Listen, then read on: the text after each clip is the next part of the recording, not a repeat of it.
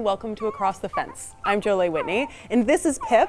He's up for adoption through the Green Mountain Pug Rescue, and as many of you know, we have two celebrity pugs who often find their way onto our program, courtesy of Marco Ayala. Marco's pug Nabby on the left and Nico on the right can often be seen wearing silly costumes as they help Marco on our monthly recipe programs. Nico and Nabby were adopted from Green Mountain Pug Rescue, and joining me today is Amy Fry, the Vice President of Green Mountain Pug Rescue. Welcome, Amy. Thank you for having me. Of course, and we of course have one rule when people come on the show here, and that's hopefully you bring something alive and moving, which of course you have. Yeah, and you have one in your lap that's very active. Oh yes, well we're getting to know each other. And I already introduced Pip a little bit, but who do you have here resting? I know, he's resting very well. His name is Hans, and these two are brothers. Nice, and you folks you work at the Green Mountain Pug Rescue. You're the vice president there. Can you tell me a little about what you guys do? Sure. So we rescue pugs from all over the country. We have actually saved pugs from all over the world. Wow. We've gotten pugs from Korea and China before, and that's with partnering with other rescues across the country. And are both of these dogs here available for adoption? They will be. They're a little too young. They're only 12 weeks, so they still have some more work to do with their vet care, and then they will be ready to be adopted. All right, and how many years has the Green Mountain Pug Rescue been around? We have been around since 2002. All right, and I mean, other than the obvious rescuing pugs, can you tell me a little about what you guys do? Sure. So we take dogs and pugs primarily, but we do take other flat-face small breeds like French Bulldogs and Boston Terriers. And we work with other rescues, we work with shelters, we do take owner surrenders. Also, we take dogs from puppy mills and breeders that just can't care for the dogs anymore. And why pugs? Why are pugs in need of rescue? Pugs have they have medical issues sometimes, and just like any other dogs, and people run into financial issues and they can't take care of them. There's really a lot of reasons why pugs are surrendered. All right, we'll dive into a couple of those medical things you mentioned earlier, but can you tell me where do these pugs come from? These two came from a breeder surrender. So the breeder fell into hard times and reached out to us to surrender the puppies and the mom to us. And I've had them for about a few weeks, and it's been interesting in my house, to say the least, with these guys. Yeah, it must be a busy, busy time for you. Busy time, because the mom is also a baby herself. She's only a year and a half old, and she just loves to play with her babies. Aww. And they love playing with her. Absolutely. And you actually mentioned before the taping, sometimes you'll get pugs from as far away as out west. And I mean, you mentioned worldwide, so definitely a huge network. Yes, it is a very huge network, and we've partnered with a lot of rescues over the years to help save these dogs. And who brings the pugs back to Vermont when they end up here? We use transport volunteers. We've also used transport companies that specialize in transporting dogs across the country. So the recent group of dogs we got from Las Vegas, partnering with a rescue out there, we found a transport company that was willing to drive them from Las Vegas back east. So sure, that sounds like a labor of love. It was definitely a labor of love. And we got pictures of them along the way in their travels, and it was just so much fun. Getting to see the world. Getting to see the world, for sure. And stuff like that doesn't come cheap, but you have a fundraiser coming up, is that right? We do. We have an annual Pug Social, and that is happening at Branbury State Park on September 14th, where pugs and pug people get together and we raise money for saving more pugs.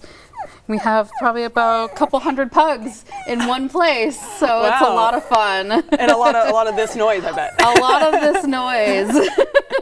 And how does somebody adopt a pug from Green Mountain Pug Rescue?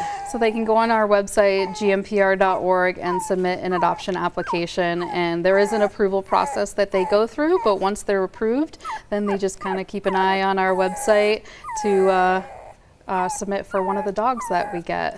Great. And how many adoptions have you had through the years? Throughout the years, we've had around 1,700 pugs come through and get adopted. We do have some dogs that don't end up moving on, and they stay in our hospice program due to medical issues that could be chronic or terminal. And so those dogs will stay in permanent foster care with us. Yeah, you mentioned that. So you're not only just looking for people who are interested in having a dog forever, but maybe a part-time home, right?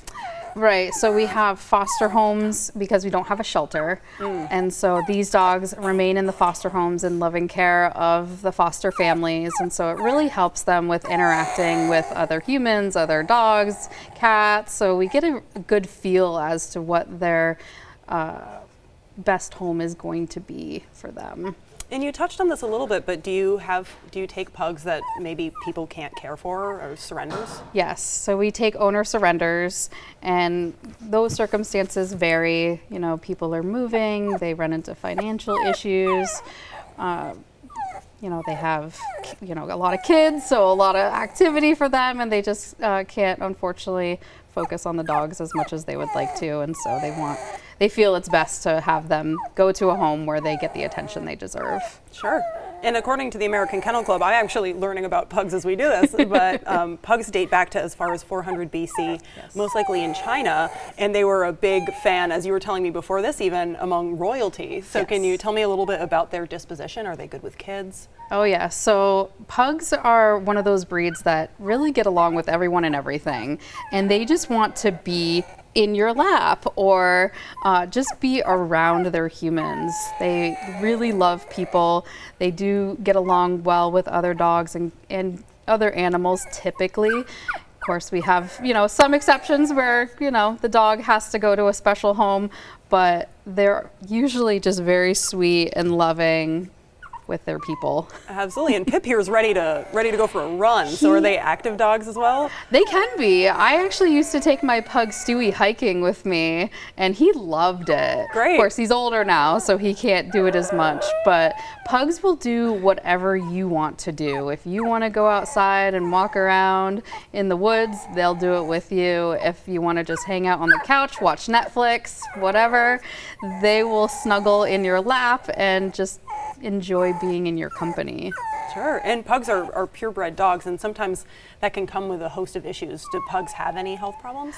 Pugs can have some health issues, and, you know, as I mentioned earlier, that's one of the reasons why they get surrendered, is because sometimes the medical issues they have get pretty expensive, and so the families just can't afford it. And so when the dogs come in our care, we get them fully vetted, do any surgeries that they need so that they are the healthiest they can be before they are adopted.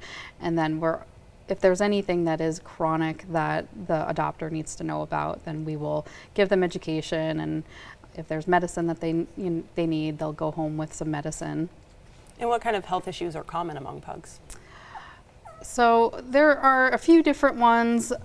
There's one in particular that's fairly rare, but it does happen. It's called pug dog encephalitis, or PDE, and that can develop between the age of 2 and 6 years old, and it's a chronic seizure disorder that is degenerative, and eventually the dog does have to be put down, unfortunately. Mast cell tumors is also a pretty common thing. A lot of other breeds do have mast cell Sure. tumors, but as long as you catch them early and get them removed, they're fine. Breathing issues can also be a Sure. thing, but a lot of times, not for this guy. He's good. But their mom, actually, she'll be getting basically a nose job done when she has her spay, and it'll help open up her airways and help Sure. her breathing. So luckily, a lot of the issues that they could have are treatable. Yeah, and you actually were saying one of the reasons they were so popular among the royals is because they tend to run warm, and so they were used as maybe a seat or a bed warmer back in the day. Yeah. Is it something you should worry about when the weather gets hot in the summer, making sure they're inside? Absolutely. When it's hot outside, it's really important that they are not outside for too long because of the breathing issues, and they can get overheated.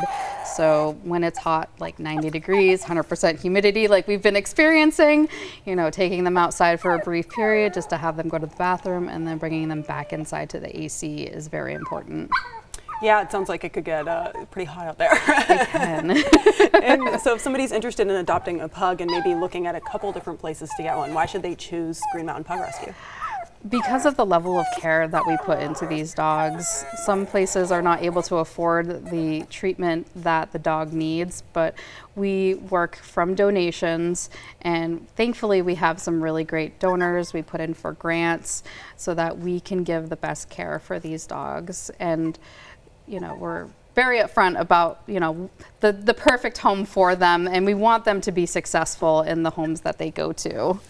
Absolutely. And you mentioned you have a fundraiser coming up, and you already told us a little about that. But is that something you guys do pretty regularly? You said you work with donations largely.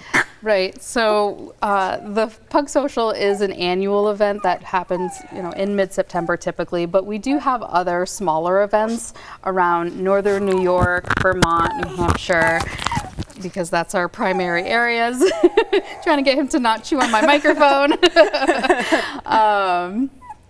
Like, we do have another event actually coming up at Switchback in their old tasting room. They're going to let us use that space to have a little Vermont pug meetup. Oh, nice. And so that's on August 24th. And so a lot to look forward to if you're a pug owner, pug lover, even a pug.